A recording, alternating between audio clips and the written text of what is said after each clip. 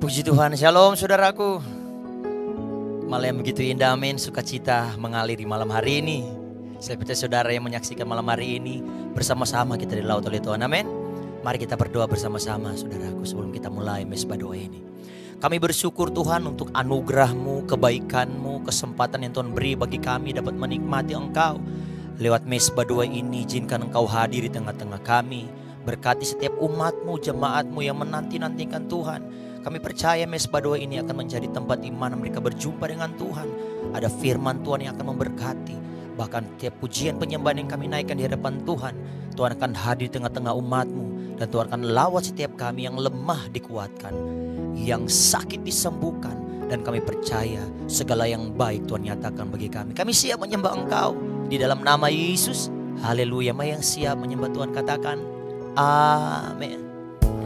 Terima kasih Tuhan. Kami masuk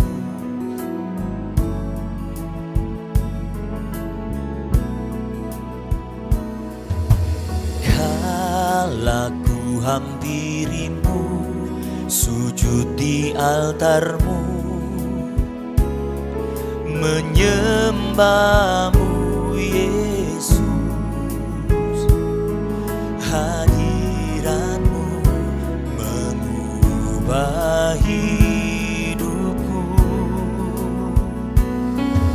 Segala rencanaku ku serahkan padamu.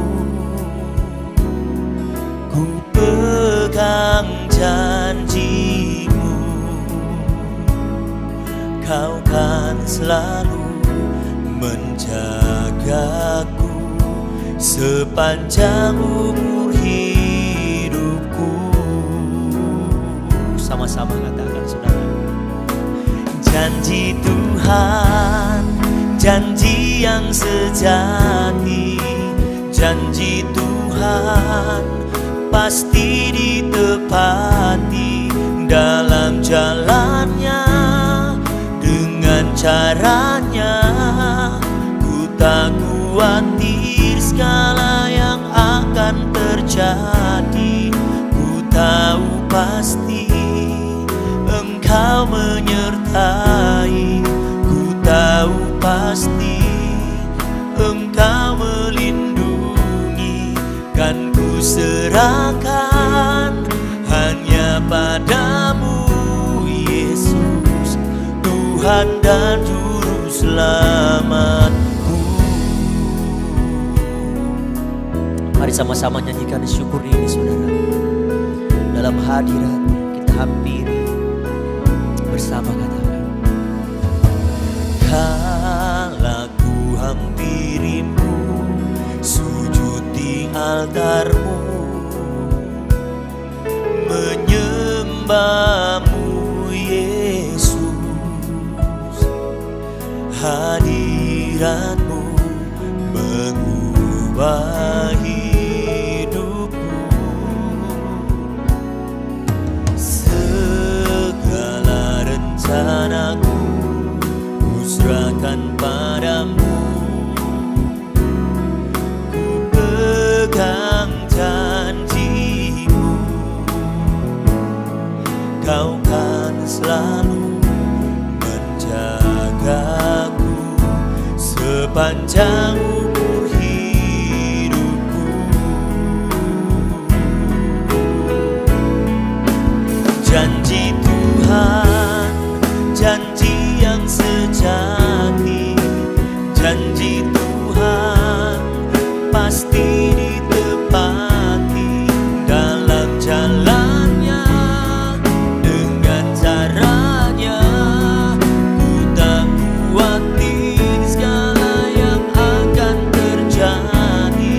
Ku tahu pasti Engkau menyertai. Ku tahu pasti Engkau melindungi.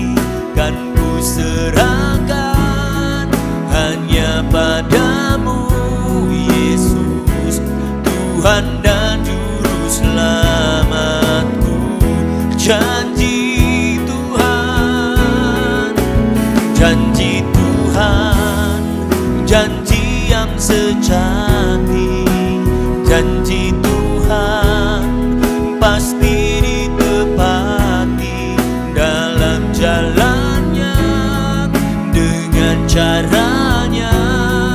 Ku tak khawatir segala yang akan terjadi. Ku tahu pasti Engkau menyertai. Ku tahu pasti Engkau melindungi. Kan ku serahkan hanya padamu, Yesus, Tuhan dan Juru Selamatku. Mari yang percaya dengan iman sama-sama katakan, janji Tuhan, janji yang sejati. Janji Tuhan pasti ditepati dalam jalannya, dengan caranya. Ku tak khawatir segala yang akan terjadi. Ku tahu pasti Engkau menyertai. Ku tahu pasti Engkau melindungi. Kan ku serahkan hanya padamu, Yesus, Tuhan dan Juru Selamatku. Kan ku serahkan hanya padamu, Yesus, Tuhan dan Juru Selamatku. Kan ku serahkan hanya padamu, Yesus, Tuhan dan Juru Selamatku.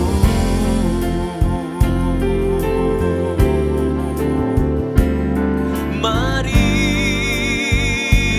sembah Tuhan dalam hadirat-Nya.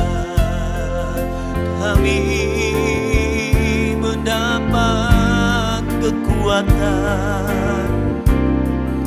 Ya Tuhan, kami pegang janji-Mu. Yesus Tuhan,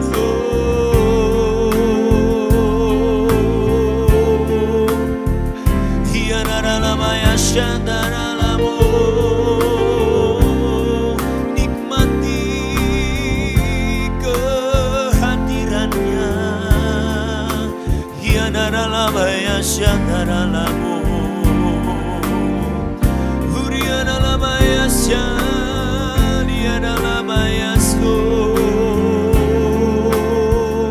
Lebih lagi, haleluya. Nikmati Tuhan malam ini. Kami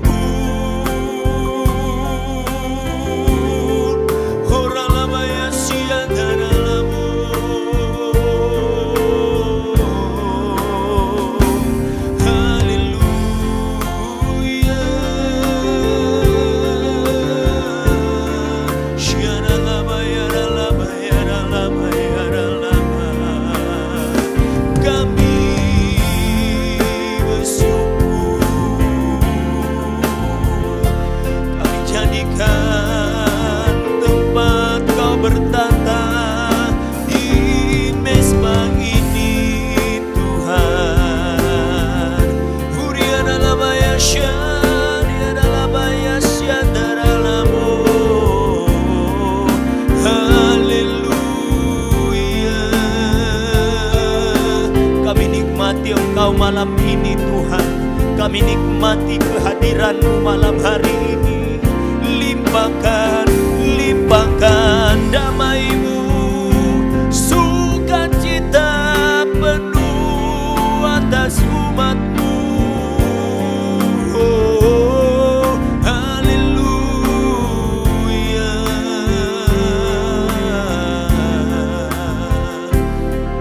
Sebab ini menjadi kerinduan kami, berkasih-kasihan dengan Tuhan. menikmati Engkau lebih lagi dan lebih lagi. Basahi kami dengan hadirat-Mu, basahi setiap umat malam hari ini dengan hadirat-Mu. Terima kasih ya Tuhan, kami mau lebih dekat lagi. Dekat padamu itu rinduku,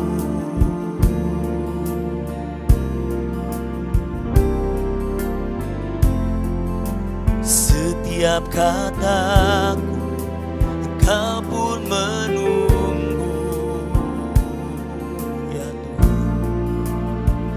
Tak kusangka ku temukan satu kasih yang abadi. Kini ku datang dan ku bawa hidupku,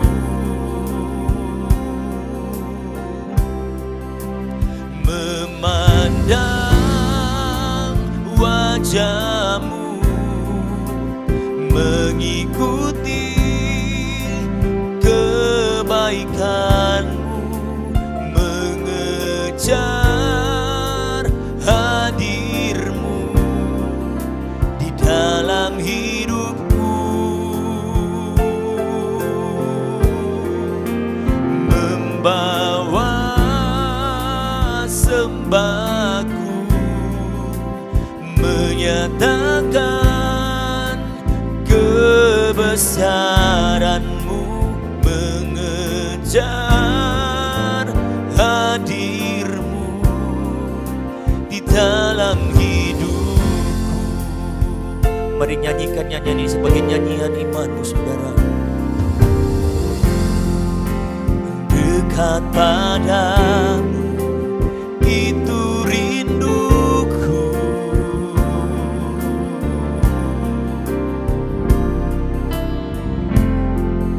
setiap kataku Kau pun menunggu. Tak kusangka ku temukan satu kasih yang abadi. Kini ku datang dan ku bawa hidupku, sembah Tuhan, memandang wajah-Mu, mengikuti kebaikan-Mu, mengejar hadir-Mu di dalam hidupku, membawa sembahku, menyatakan kebesaran-Mu, mengejar hadir-Mu di dalam hidupku. Mari lagi memandang wajah-Mu, mengikuti kebaikan-Mu, mengejar hadir-Mu di dalam hidupku. Bawa sembah-Mu, membawa sembahku, menyatakan kebesaran-Mu, mengejar hadir-Mu di dalam hidupku. Haleluya.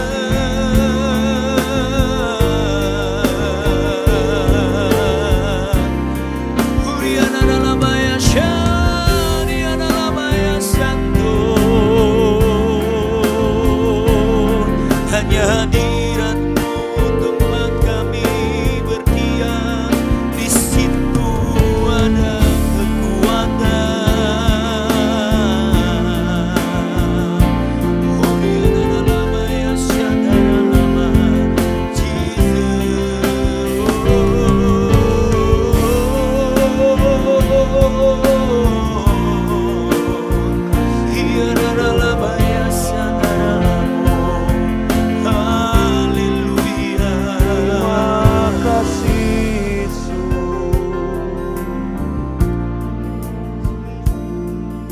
hati kami terus mengejar Engkau ya Tuhan. Taruh selalu kerinduan dan kehausan di dalam setiap hati kami Tuhan Yesus. Untuk mengejar akan hadirat Tuhan dalam hidup kami. Sebab kami tahu hadirat Tuhan adalah kekuatan bagi kami Tuhan. Hadirat-Mu adalah tempat yang paling aman untuk kami berlindung. Ketika kami takut, ketika kami khawatir, bahwa kami masuk dalam hadirat-Mu ya Tuhan. Mengerti segala rencana Tuhan dalam hidup kami. Terima kasih Tuhan. Berbicaralah bagi kami malam hari ini Tuhan. Biar Engkau mengangkat semua ketakutan kami, kekhawatiran kami. Tuhan gantikan dengan sesuatu yang berguna, satu keberanian yang kudus daripada Tuhan. Mengalir buat setiap kami malam hari ini Tuhan. Terima kasih Tuhan Yesus. Urapi firman-Mu malam hari ini Tuhan. Di dalam nama Tuhan Yesus kami berdoa.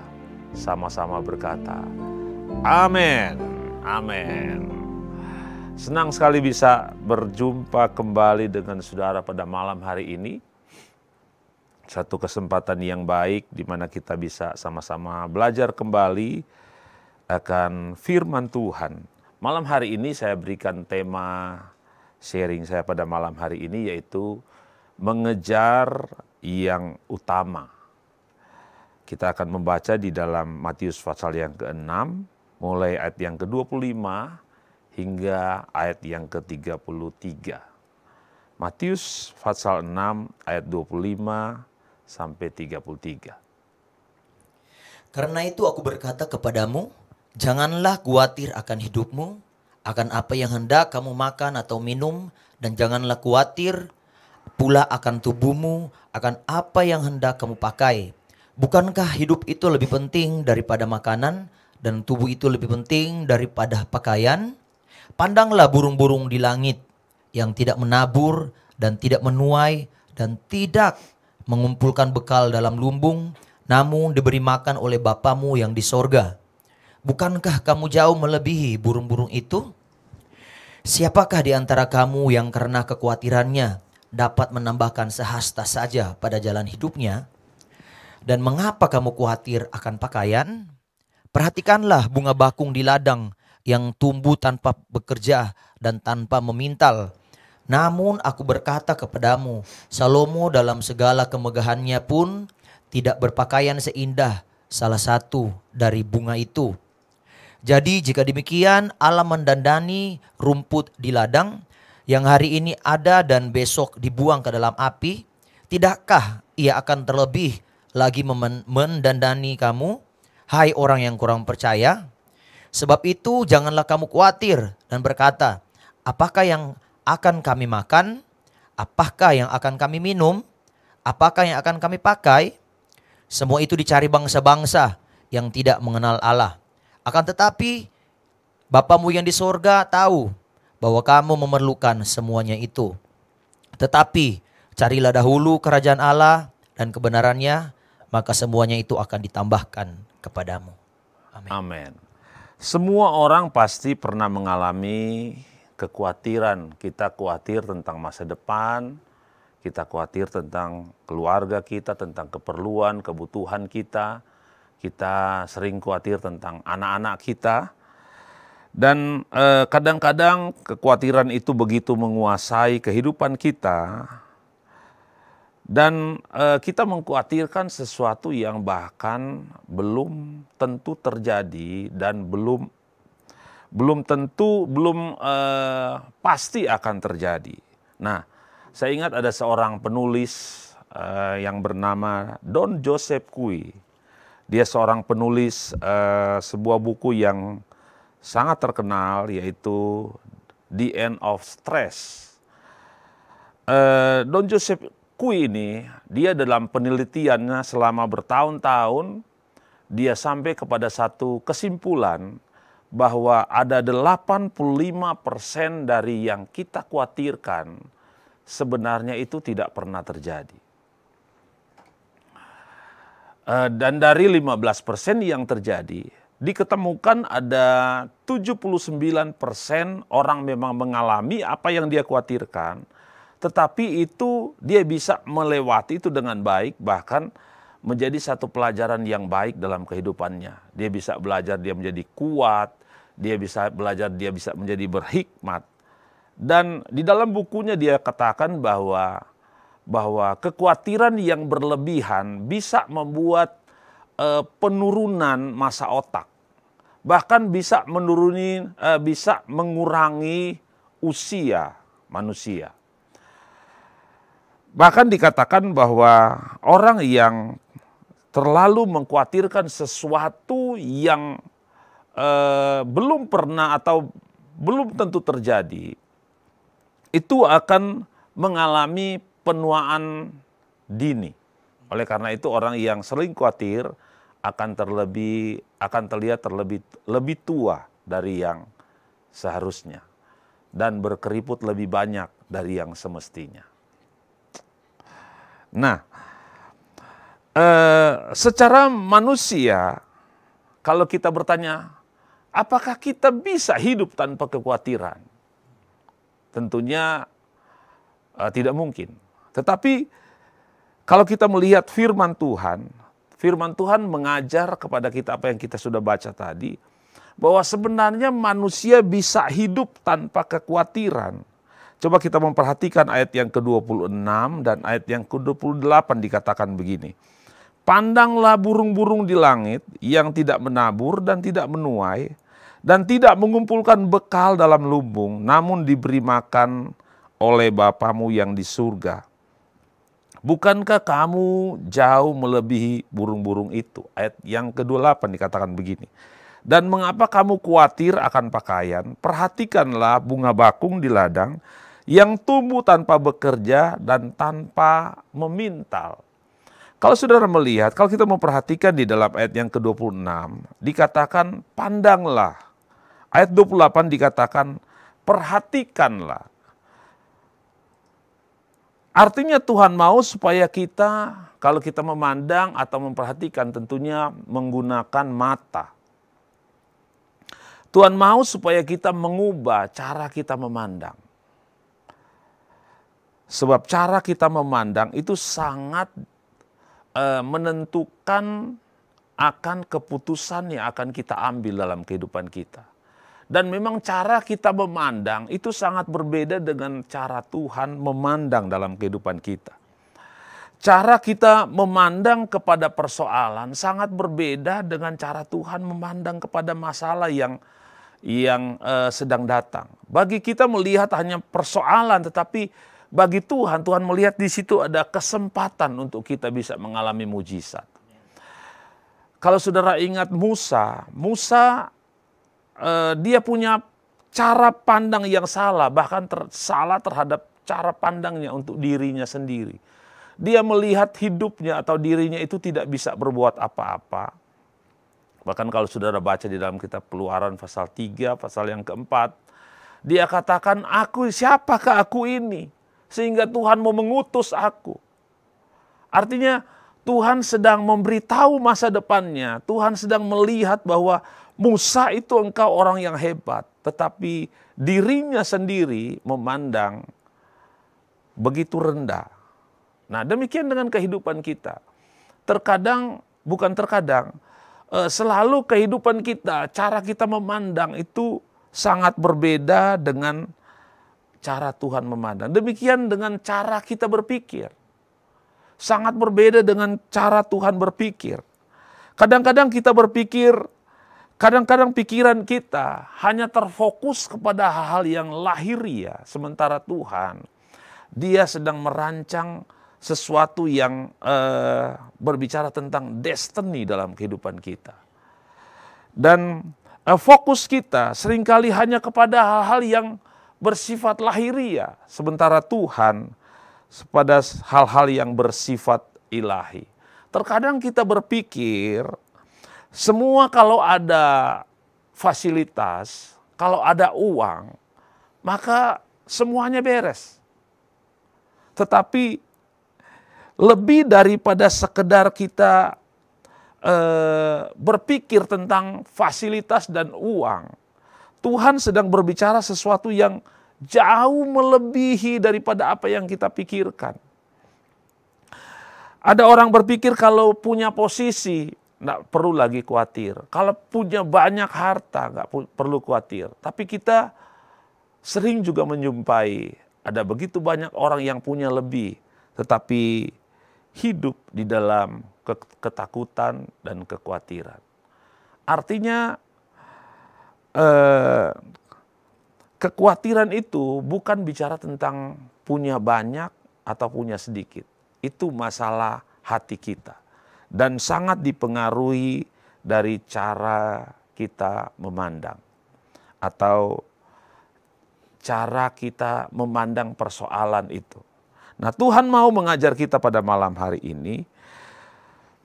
Ada hal yang utama dari sekedar kita berpikir tentang apa yang harus kita makan, apa yang harus kita minum, dan apa yang harus kita pakai. Ada hal yang jauh lebih tinggi dari apa yang dapat kita lihat dengan mata jasmani kita. Dan ada hal yang penting yang harus kita kejar dalam hidup ini.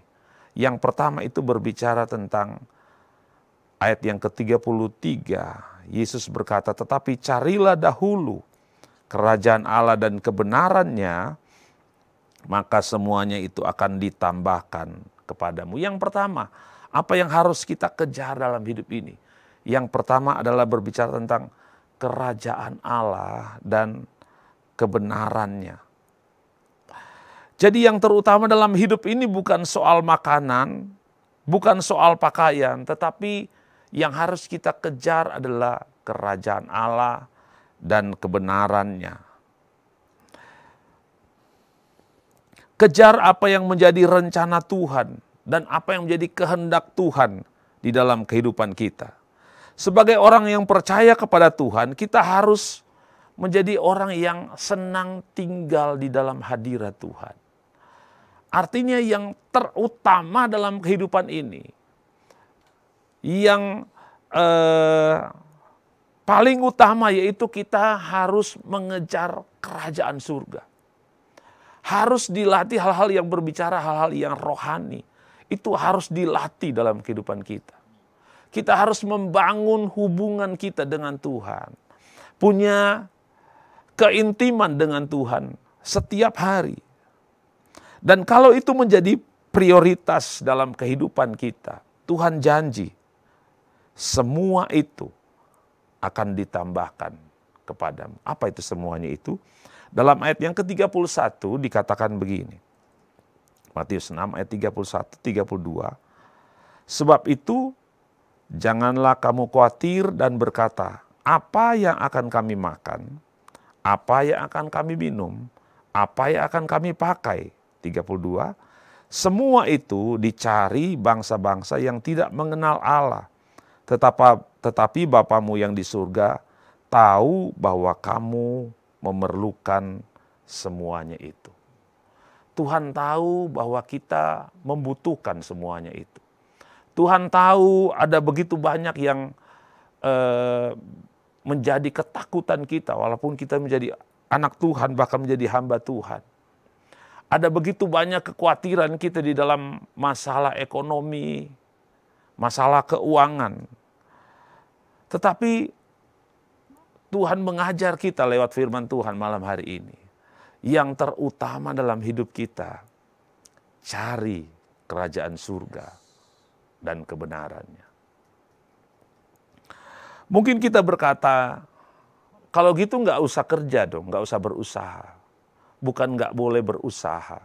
Tapi yang terpenting adalah utamakan yang utama, yaitu cari Tuhan dalam kehidupan kita.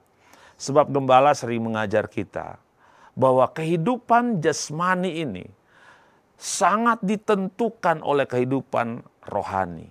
Kalau rohani kita baik, rohani kita bagus, maka kehidupan jasmani kita itu akan ikut menjadi baik. Bahkan Ibrani Fatsalnya yang ke-11 ayat yang ke-3 dibilang begini, bahwa segala sesuatu yang tidak kelihatan, yang kelihatan hari ini, itu semuanya dimulai dari yang tidak kelihatan. Apa yang tidak kelihatan? Kehidupan rohani.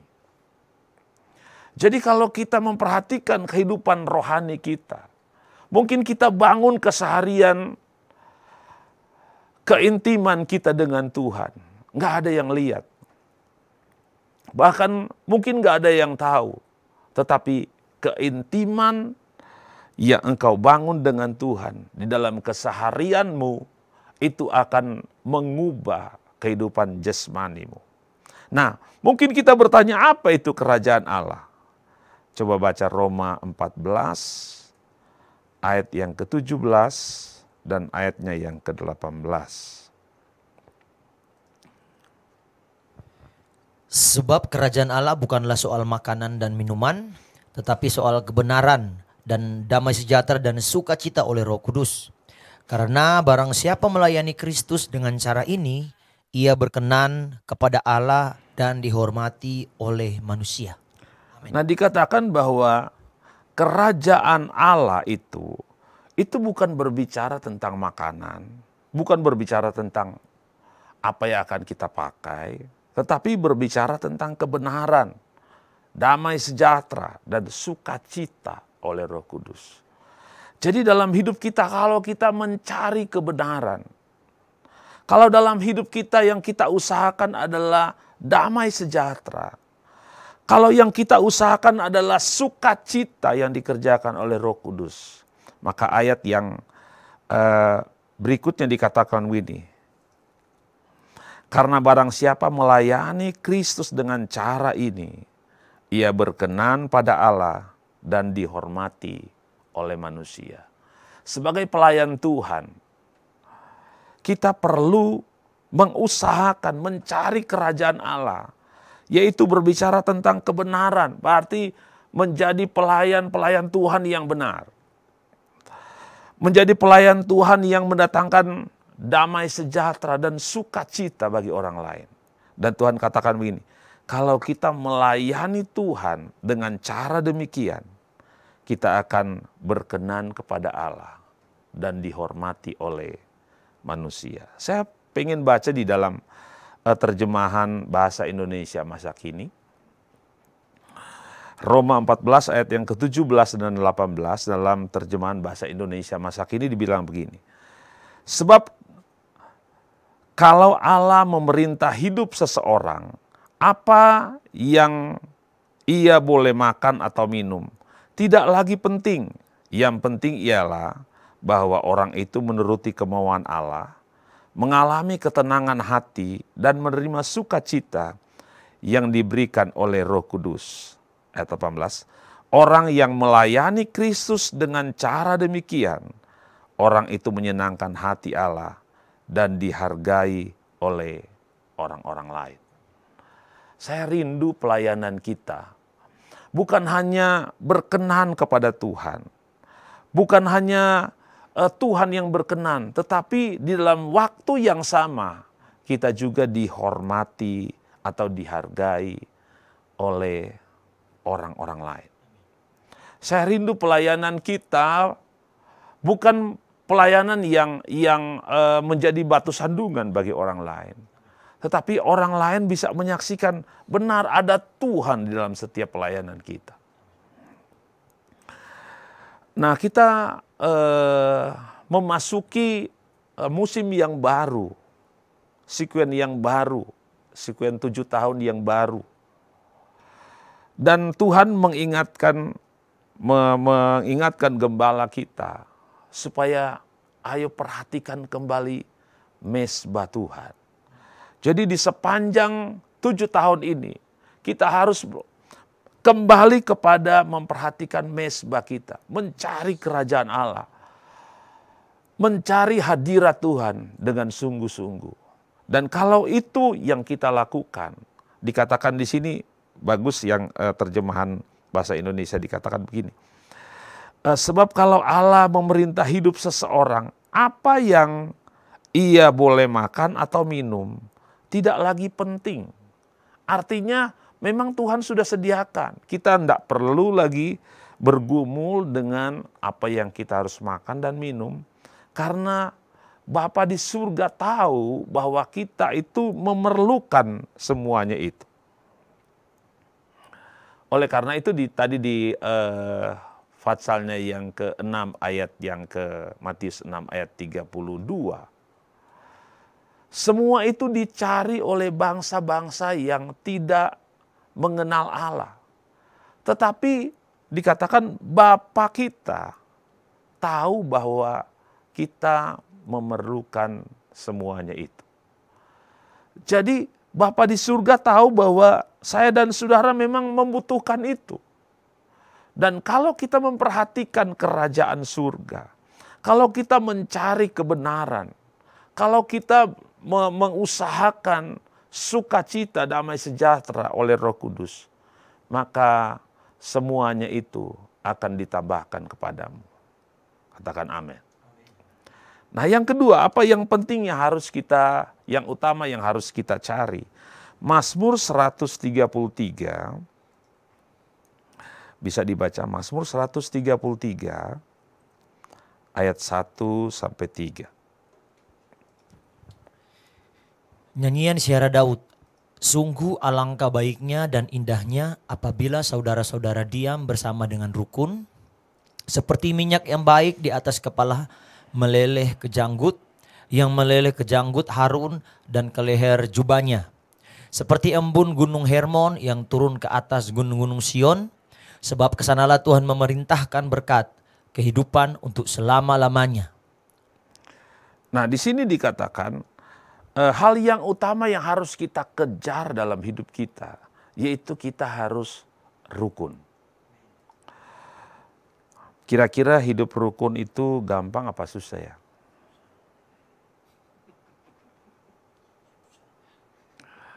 Rukun itu tidak terjadi dengan sendirinya.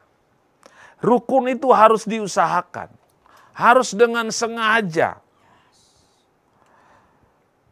Rukun itu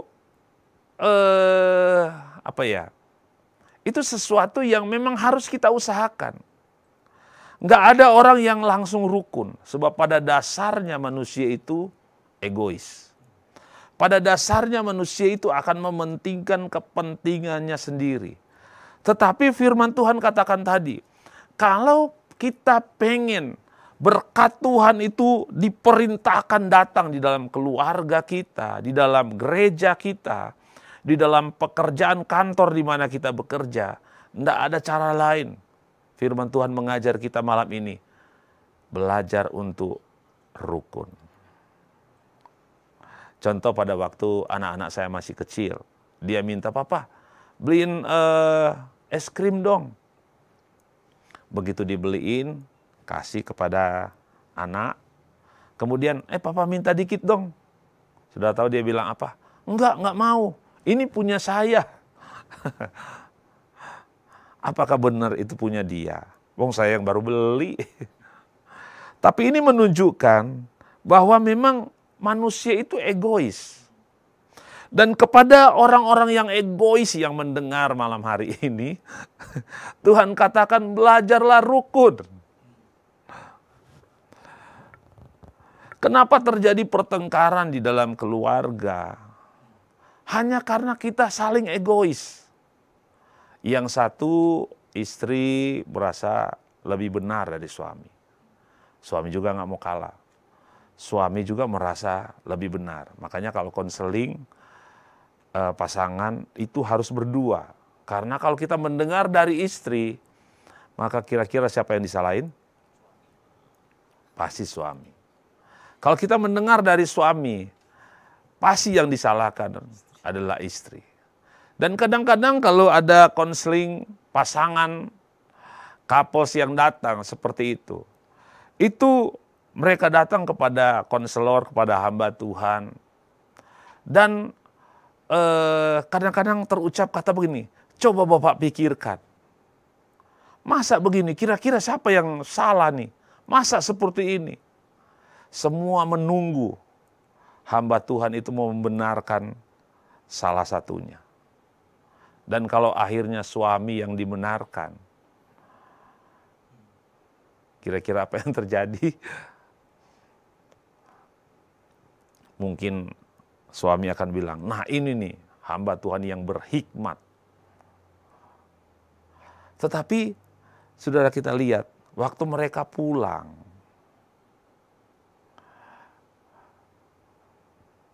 istri merasa kalah, suami merasa menang. Dan akhirnya suami bisa didiemin berhari-hari. Kalau statement saya gini, apa artinya kita memenangkan satu argumentasi dengan pasangan kita kalau akhirnya kita kehilangan keintiman? Bahkan apa artinya kita memenangkan satu argumentasi, bisa mengalahkan pasangan kita kalau kita kehilangan berkat Tuhan? Lebih baik yang ada kita belajar untuk rukun. Rukun adalah jalan yang terbaik. Berarti kalau untuk rukun harus ada yang belajar untuk mengalah dalam hidup ini. Kadang-kadang engkau merasa benar, tapi kalau engkau lihat, engkau bisa kehilangan keintiman, engkau bisa kehilangan berkat, ya belajar mengalah.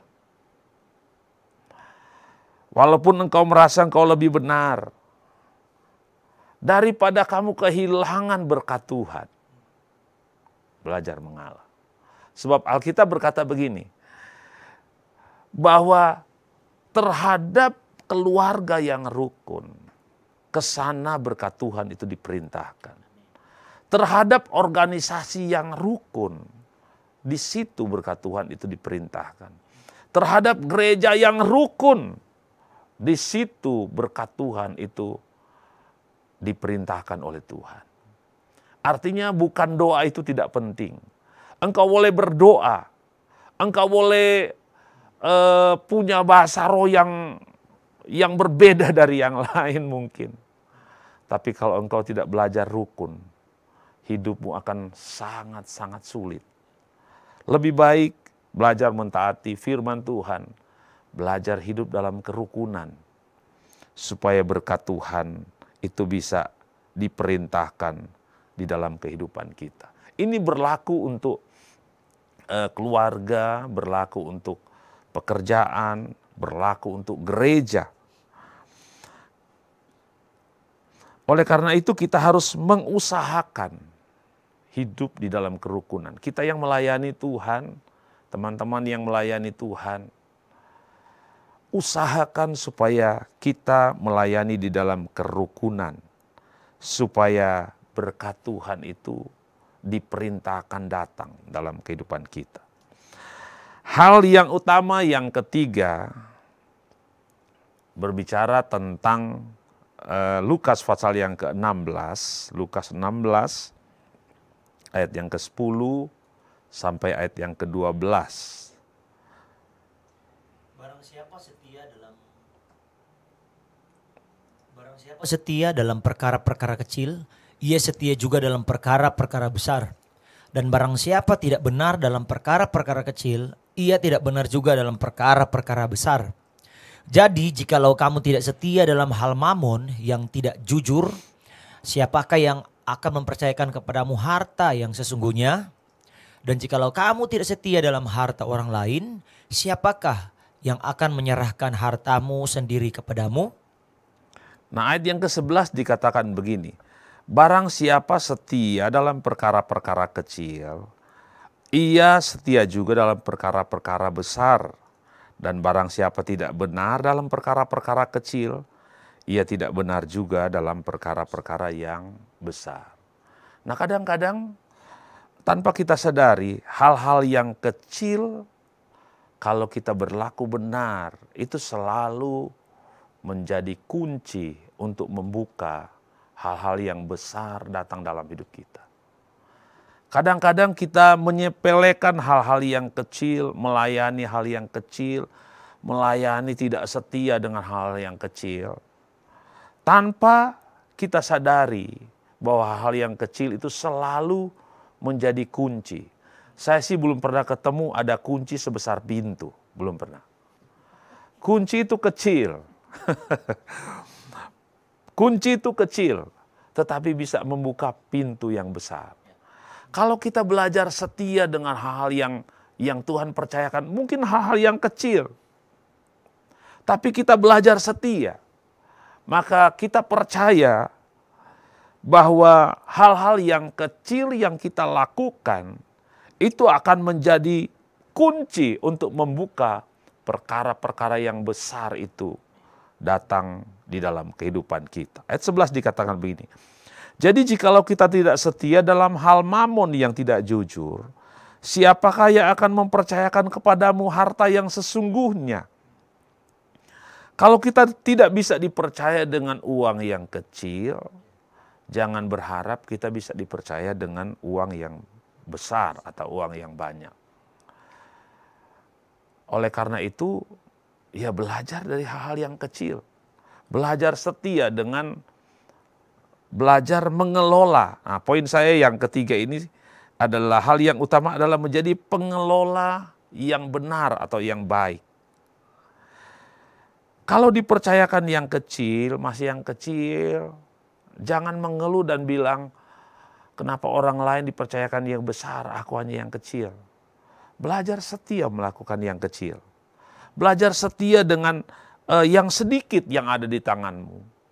Dan ketika engkau setia, maka Tuhan akan memberikan kepadamu perkara-perkara yang besar. Ayat 12 dikatakan begini. Ini menarik ayat yang ke-12. Dan jikalau kamu tidak setia dalam harta orang lain, siapakah yang akan menyerahkan hartamu sendiri kepadamu? Dikatakan gini, kalau kita nggak bisa dipercaya dengan harta orang lain ini berbicara, kalau saya bisa pakai contohnya adalah, kalau kita bekerja mungkin kadang-kadang itu fasilitas. Itu adalah harta orang lain. Ada begitu banyak orang yang ketika ketemu dengan fasilitas, dia berpikir, oh ini kan fasilitas. Jadi dia memperlakukan sesuka hatinya. Kalau fasilitas mobil, dia memperlakukan mobil itu sesuka hatinya. Kalau itu mungkin rumah, fasilitas, memperlakukan itu sesuka hatinya. Dan dia pikir, ini kan fasilitas. Tapi yang harus kita ingat bahwa itu tergolong harta orang lain. Dan dikatakan, firman Tuhan katakan, kalau kita tidak bisa setia dengan harta orang lain, maka sulit untuk Tuhan mempercayakan kita harta yang menjadi milik kita sendiri. Berarti ada harta kita yang hari ini masih ada di tangan orang lain, dan itu hanya akan diserahkan kepada kita kalau kita bisa dipercaya dengan harta orang lain. Jadi belajar mempergunakan semua milik orang lain itu dengan sangat hati-hati. Karena mungkin bagi kita itu ini mah biasa. Tetapi bagi Tuhan, Tuhan melihat itu sebagai kita menjadi orang yang bisa dipercaya apa tidak.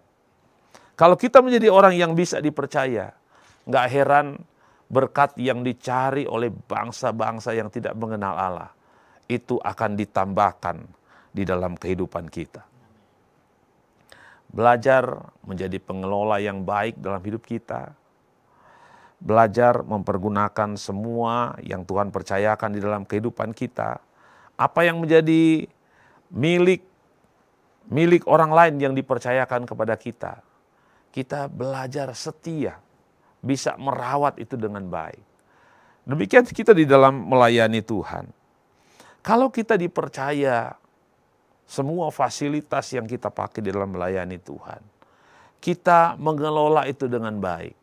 Saya percaya firman Tuhan ini akan berlaku dalam setiap kehidupan kita. Tuhan akan mempercayakan kita harta kita yang sesungguhnya. Sekali lagi, ada harta kita, kalau dari ayat ini ya, ada harta kita yang masih ada di tangan orang lain, dan itu hanya akan diserahkan kepada kita kalau kita bisa dipercaya dengan harta orang lain.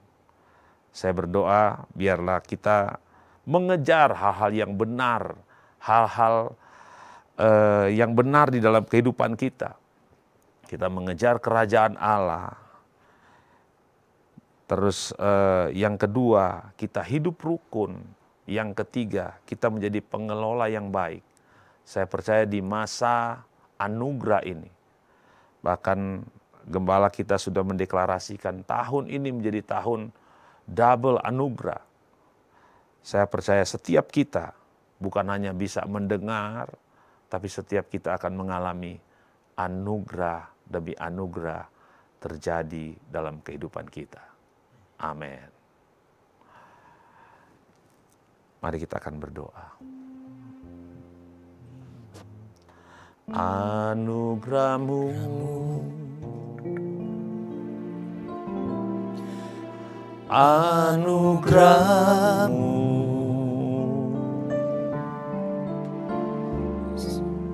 semua karena anugerah-Mu, bukan karena kekuatanku. Anugerah-Mu, anugerah-Mu Tuhan, kasih dan sayang-Mu, sumber kekuatan bagiku. Sekali lagi, anugerah-Mu, anugerah-Mu. Terima kasih Tuhan. Anugerah-Mu, semua karena anugerah-Mu, bukan karena kekuatanku. Anugerah-Mu, anugerah-Mu Tuhan, kasih dan sayang-Mu, sumber kekuatan bagiku. Biar musik terus nyanyikan pujian ini. Terima kasih buat malam hari ini Tuhan. Bawa setiap kami untuk mengejar hal yang benar dalam hidup kami. Bawa setiap kami Tuhan untuk menyadari ada hal yang utama yang harus kami kejar dalam hidup ini. Bawa setiap umat-umat-Mu Tuhan untuk mengejar akan kerajaan-Mu Tuhan.